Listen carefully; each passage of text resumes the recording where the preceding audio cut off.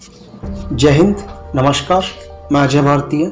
गरीब मार झेल रहे हैं शीर्षक को आगे बढ़ाते हैं उसके आगे कड़ी के अंदर मैं आपके सामने फिर उसे रखने के लिए आया हूँ।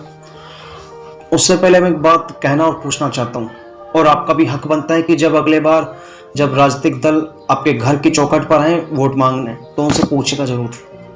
उससे पहले मैं कहना चाहूँगा कि प्रत्येक राजनीतिक दल जब अपनी सत्ता की शुरुआत करता है, प्रत्येक नेता जब अपनी सत्ता की शुरुआत करता है तो एक बात जोर जोर से कहता है और रखता है आप लोगों के सामने कि मैंने ये राजनीतिक पारी इसलिए शुरू किया था कि मैं गरीबों की सेवा कर पाऊँ, गरीबों का उत्थान कर पाऊँ। लेकिन आज वास्तविक स्थिति आप लोगों के सामने है। कई बुजुर्ग माताएं, वृद्ध बुजुर्ग व्यक्ति, बच्चे आज जिनके पैरों की स्किन उधड़ चुकी है, जैसे कपड़े को उधेड़ा जाता है। कई फोटोज आ रही हैं मीडिया में जो बहुत कौफ्त देने वाली हैं। आप जब भी राजनीतिक दल आपकी चौखट पर आए तो एक बार उनसे पूछेगा जरूर कि वो उस वक्त कहाँ थे जब रियल टाइम पर, जब वास्तविक समय में उनके जब बारी थी कार्य करने की। खैर, मैं अपने शीर्षक को, अपने संपादकीय को आगे बढ़ाते हुए बात करता हूँ। मैंने पिछले टाइम लास्ट जो पिछला भाग था उसमें छोड़ा था BMS HMS जैसे समूह पर। आज वो कहाँ हैं? आज उनकी स्थिति आपके सामने है। जब कोई रैली करनी होती है तो ये झट से सामने आ जाते हैं, क्योंकि उनमें आर्थिक हित छुपे हुए होते हैं। उन आर्थिक हितों के चक्कर में ये जितना हो सके उतना गिरने के लिए तैयार होते हैं। लेकिन आज ये इंटक, एटक, BMS HMS जैसे जो 8 जो ये समूह हैं आज गायब हैं। आज कहीं मजदूरों के लिए कहीं आगे नहीं आ रहे हैं। तथा साथ ही कहना चाहूँगा कि चुनावी रैलियों के लिए तो इनके पास बसें आ जाती हैं धर पकड़ करके, और बसों के इंतजाम कर दिए जाते हैं। लेकिन आज कहाँ हैं? क्या इनके पास रोडवेज की जो इनकी खुद की सरकारी बसें आज वो नहीं है? आज कहाँ चले गई? आज कुछ नहीं है क्या इनके पास? खैर, आप सोचिए। अब मैं आगे बात करता हूँ।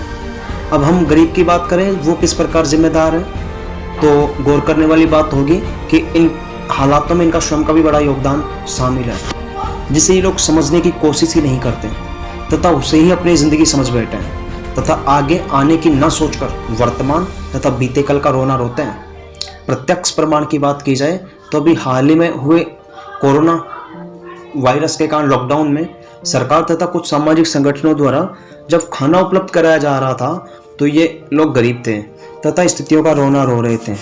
सच भी है। नोट करने वाली बात होगी कि यहाँ भी वह वर्ग सक्रिय था जो हमेशा इन्हें पीछे धकेलते नजर आता है, और ऐसी कोशिशें यहाँ भी हावी थी। मगर जिन लोगों के पास खाना खाने को नहीं था, वे अगले ही दिन जब लॉकडाउन में थोड़ी नरमी बरती गई तो यही नासमझ गरीब लोग जो अपने आप को गरीब कहते हैं, वही गरीब लोग शराब की दुकानों पर लगी भीड़ के रूप में इनका एक हिस्सा बनकर नजर आए। तथा ये लगातार जब लॉकडाउन था और जब बिल्कुल सख्त लॉकडाउन था तब इस तलाश में भी भटक रहे थे कि लॉकडाउन के बीच मांसाहार कहाँ मिलेगा। और जब लॉकडाउन में नरमी मिली तो मांसाहार की दुकानों पर एक बड़ी भीड़ देखी गई। माना कि यह मानना भी गलत नहीं होगा कि उच्च वर्गों का झुकाव भी लगातार मांसाहार की तरफ बढ़ता जा रहा है, मगर इस बात से इनकार नहीं किया जा सकता कि उस भीड़ में एक गरीब तबका भी शामिल था जो कल तक बार बार यही बात कर रहा था कि हमें मदद चाहिए, हमें मदद चाहिए। जिस मांसाहार के दाम बढ़ा दिए गए थे तथा जिसका एक दिन का ही खर्च 4 लोगों की बात करें तो उसका खर्चा शाकाहार के रूप में उन्हीं 4 लोगों के लिए 7 से 9 दिन तक आसानी से चल सकता है। और शराब को भी जोड़ा जाए तो यह कुछ ज़्यादा ही हो जाता है। लेकिन इन गरीब लोगों ने समझने के बजाय इसे अपनी आदत बना लिया है और इन फालतू के खर्चों को रोकने की जरा भी कोशिश नहीं की, और जो इनकी गरीबी का मुख्य कारण माना जा सकता है। अगर ये पैसा अपने विकास में तथा जरूरी जगह प्रयोग करें तो इनका विकास संभव है। तथा मेरा मानना है कि हर कार्य सरकार नहीं कर सकती, कुछ कार्य स्वयं को भी करने पड़ते हैं। इस गरीब समुदाय का पीछे रहने का कारण मैं इन्हीं भी मानता हूँ, क्योंकि कभी अपने अधिकारों के लिए लड़ना नहीं चाहते और ना आप चाह रहे हैं। तथा अगर कोई इनके लिए लड़ना चाहता है तो यह उससे कहीं परे नजर आते हैं, यही कहकर कि हमारी ज़िंदगी में यही सब तो लिखा है, जो कहाँ बदलने वाला है। इनकी जो भ्रांतियाँ हैं, जो समाज में फैली कुरीतियाँ हैं, उसी को मद्देनजर रखते हुए ये साफ यह कहकर कि हमारी ज़िंदगी यही है और हम यह बदलने वाले नहीं है, ये कहकर ये कहीं दूर हो जाते हैं। ये अपने अनेक कार्यक्रम में संविधान निर्माता डॉक्टर भीमराव अंबेडकर की फोटो तो लगाते हैं, जय भीम के नारे भी लगाते हैं। अच्छी बात है कि अपने पथ प्रदर्शक का सम्मान करते हैं, पर उससे बात नहीं बनने वाली। उनके विचारों पर चलकर लड़ना भी होगा, लेकिन सच तो ये है कि कभी उनके आदर्शों पर चलने की जरा भी कोशिश नहीं करते। उन्होंने सभी को लड़ना सिखाया, मगर ये लोग कभी लड़ने की कोशिश ही नहीं करते। इन्होंने अपनी मानसिकता बना ली है कि हम गरीब हैं, हमारी दशा यही रहने वाली है, भले हम कितने भी जतन कर लें। इन्हें मालूम होना चाहिए कि व्यक्ति की परिस्थितियों से ज़्यादा घातक उसकी लाचार मानसिकता होती है, जिसमें परिवर्तन संभव है। एक कड़वा सच तो ये भी है कि अपने आप को बड़ा व उच्च वर्ण एवं वर्ग का समझने वाले इन लोगों ने ही अपने ही तबके के, मैं बात कर रहा हूं उच्च वर्ण और वर्ग के समाज के लोग के अपने ही तबके के निर्धन व कमजोर लोगों को भी नहीं बख्शा, तो गरीबों को तो other SC ST and OBC समाज को ये कहाँ बख्शने वाले थे। इन्होंने जब अपने ही उच्च वर्ग वर्ण वाले लोगों ने जब अपने ही गरीब एवं निर्धन तबके के लोगों को नहीं बख्शा, इन्होंने उन्हें भी अलग थलग पटक दिया, जो आज भी अलग थलग ही नजर आते हैं। और कहना चाहूँगा कि गरीब मार झेल रहा है, में परिवर्तन लाया जा सकता है। आर्टिकल 46 में कहा गया था कि SC ST and other backward class OBC की शैक्षिक एवं आर्थिक हितों की अभिवृद्धि के लिए राज्य लगातार प्रयास करेगा, जिसमें राज्य की जिम्मेदारी होती है कि वह उस पिछड़े वर्ग के लिए नीतियां बनाए। लेकिन मजदूर और मजबूर के नाम पर बनाई गई सारी नीतियां या योजनाएं ही भ्रष्ट हाथों में लगकर गरीब बन गई। लेकिन अब सवाल उठता है कि भविष्य में ऐसी स्थितियों से निपटने के लिए क्या उचित कदम उठाए जाएंगे।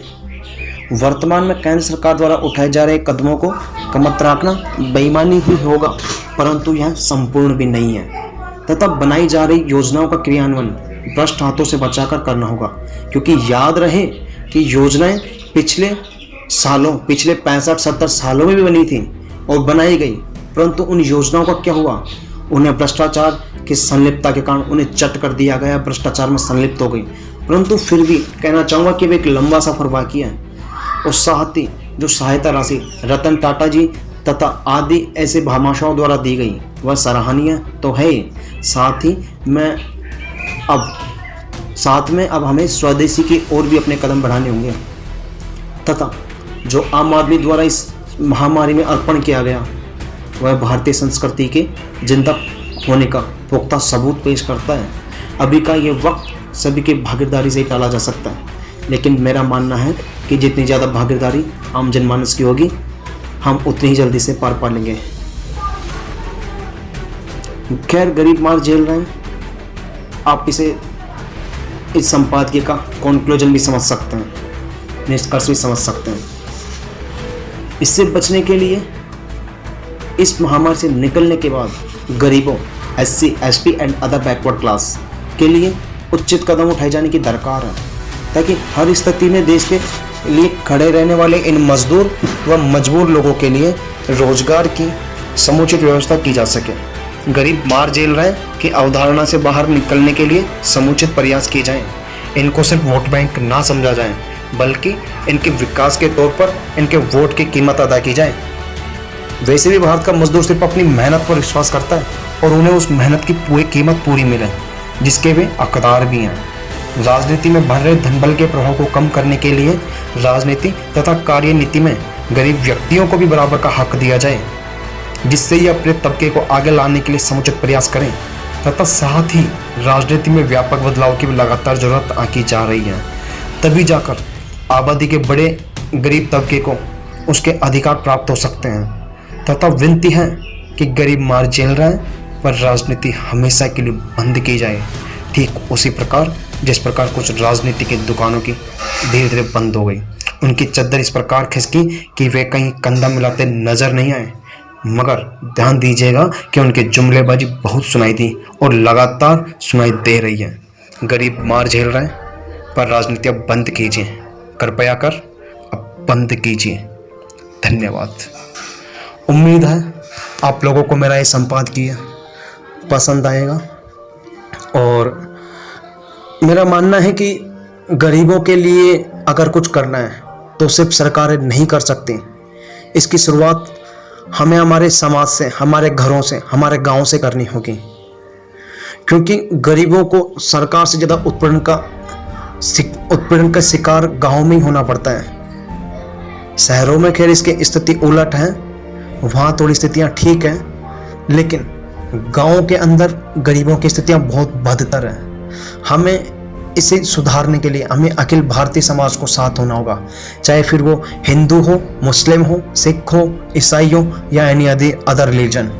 हमें सबको एक साथ आना होगा, तभी जाकर हम इस व्यवस्था को बदल सकते हैं। और जब अखिल समाज अपनी जातियों को भुला करके एक धर्म के रूप में परिवर्तित होगा और जब एक साथ होकर लड़ेगा, तो मुझे उम्मीद है कि राजनीति के अंदर भी एक बड़ा परिवर्तन लाया जा सकता है और जो दलगत राजनीति, जो भ्रष्टाचार की राजनीति होती है, इसे बदला जा सकता है। उम्मीद है आप लोगों को मेरी बातें पसंद आई होगी। धन्यवाद। एक बात कहना चाहूँगा कि आप हो सके तो इसे आगे तक थोड़ा प्रसार कर दीजिए, ताकि मेरे इन वक्तव्य को, इस संपादकीय को अधिकतम लोग समझ सकें और बदलाव करने की एक जुगत लगा सकें और एक कोशिश कर सकें। और हाँ, साथ ही कहना चाहूँगा कि इन राजनीतिक पार्टियों से बच कर रहिए, क्योंकि ये सिर्फ वोट मांगने के लिए आपके दर पर आ सकते हैं, लेकिन अगर आप कहीं राह चलते नंगे पाँव अगर मिल जाओगे ना, तो ये मुँह फेर कर निकल जाएंगे। इनकी बड़ी लग्जरी कारों में आपको मुँह चिढ़ाते हुए निकल जाएंगे, लेकिन आप लोगों को पूछने वाले नहीं हैं। चाहे वो भाजपा हो या कांग्रेस हो या अदर पार्टी हो, इनसे बच कर रही है। धन्यवाद। जय हिंद।